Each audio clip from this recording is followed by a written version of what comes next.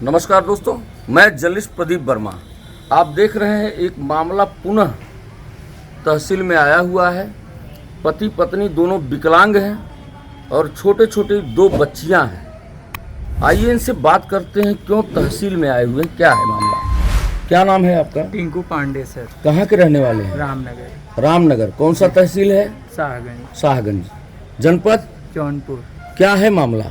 Sir हमारा ज़मीन है, हमारे भाई हमको जोतने बोने नहीं दे रहे हैं, ना हमको दे रहे हैं। जब से हमारी शादी हुई है। कितने साल हो गए शादी के? सर 13 साल। 13 साल। जी। तो क्या कह रहे हैं? तो सर कह रहे हैं यहाँ आपका हिस्सा उस्सा जो है नहीं है, आपका 2 हिस्सा बांटे, 1-2.5 हिस्सा बांटे, उमन ट्रैक्टर न घूमे, ये कुल कहते हैं। घर आपको दे रहे हैं?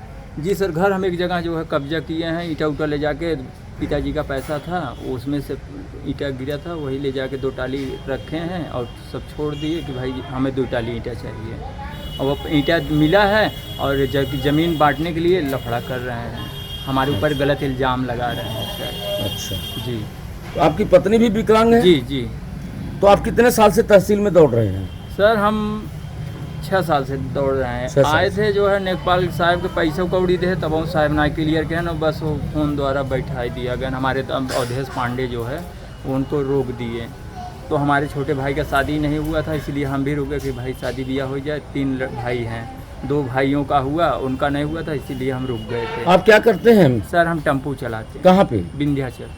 अब आप देख सकते हैं एक विकलांग टेम्पू चालक विकलांग पत्नी और 2 छोटे बच्चियों को लेकर तहसील में फरियाद लगाने आया है, क्योंकि इसको घर का हिस्सा नहीं मिल रहा है। आइए इस महिला से बात करते हैं, क्या है मामला। क्या नाम है? गौरी पांडे। गौरी पांडे। जी। पति क्या नाम है? टिंकू पांडे। कहाँ की रहने वाली है? जी हम मिर्ज़ापुर के रहने वाले हैं। यहाँ किस लिए आई हैं?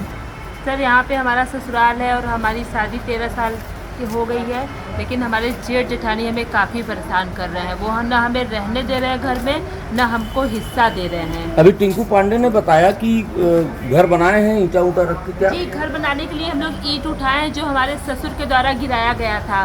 तो उसमें भी वो लोग ऑब्जेक्शन कर रहे हैं कि आप यहाँ पे घर और नहीं बना सकती, आपका यहाँ पे कुछ भी नहीं है। जी सर, ये सब मैटर है। और आपके पति क्या करते हैं? ऑटो चलाते हैं सर। ऑटो चलाते हैं। जी। कब से आप यहाँ आ रही हैं?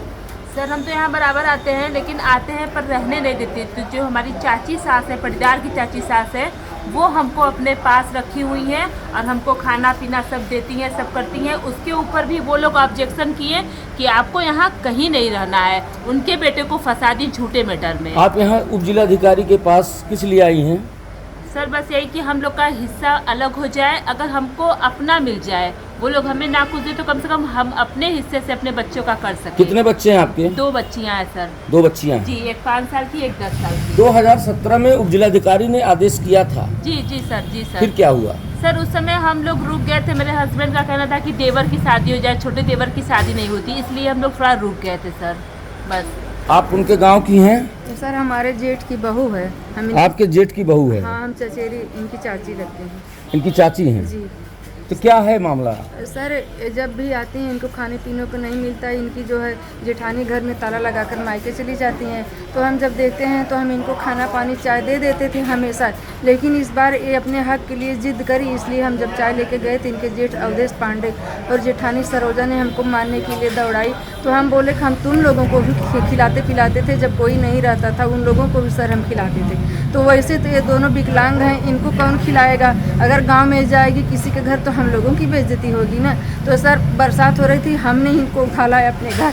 तो सर वो दोनों हमको जो है मारने के लिए दौड़ाए, हमारे दरवाजे पर आए। और सर हमारे एक लड़का है, उसके नाम से एप्लीकेशन देकर उसको जो है कह रही हैं कि तुम्हारा बच्चा तैयारी कर रहे हैं नौकरी लायक, उसको हम नहीं छोड़ेंगे।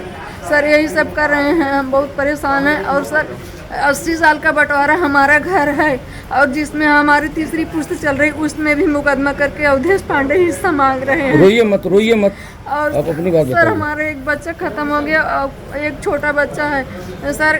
3 बार उस ज़मीन पर मकान बना, सब लोग अपनी अपनी आबादी में, हम चारों लोग अपनी अपनी आबादी में मकान बनाए हैं, लेकिन आज 80 साल पहले के मकान में वो हमसे हिस्सा मांग रहे हैं और गाली देते हैं, कहते हैं हम हमारे में अगर दम होगा तो इस घर में हम हिस्सा लेके रहेंगे। अब आप देख सकते हैं कि विकलांग दंपत्ति आखिर जाएं कहाँ।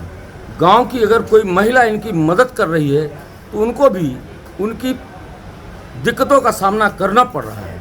अब देखना यह है कि सरकार, प्रशासन इनको न्याय दे पाती है या नहीं। न्यूज़ टाइम मीडिया से वीडियो जर्नलिस्ट जसवंत सिंह के साथ प्रदीप वर्मा।